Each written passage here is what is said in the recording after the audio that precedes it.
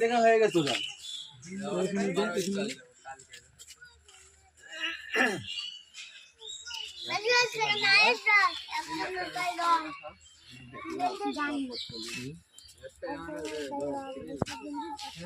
আরেকের গান চলে না, নিজের গান চলে না, মাথাটা খুব খারাপ ভালো কাহিনী দায়িত্ব ভালো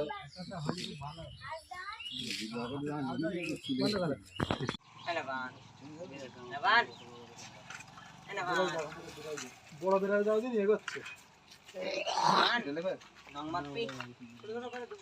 পানি তো ধুয়ে লেবে ওই গোটোই।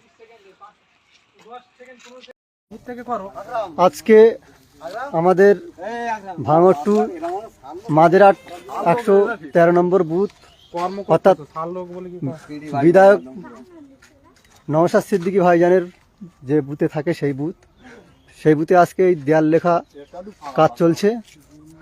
আমাদের কর্মী সমর্থকরা তারা নিজেরাই দেয়াল লিখছে।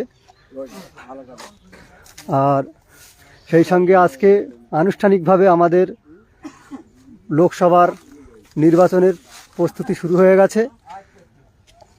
আমাদের এখানে একাধিক লোক আছে, একাধিক কর্মী সমর্থক আছে। আমাদের বুথের মেম্বার তথা খানপুকুর অঞ্চলের বিরোধী দলনেতা মোহাম্মদ মশিবুর রহমান, তাকে কিছু এ বিষয়ে বলার অনুরোধ করছি।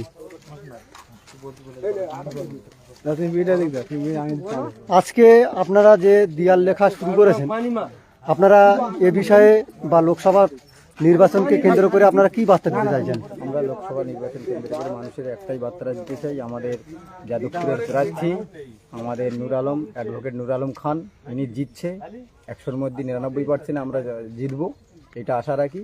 আর প্রত্যেককে বলবো, সামনে লোকসভা ভোট, আপনারা চোখে চোখ রেখে আপনারা লড়াই করুন।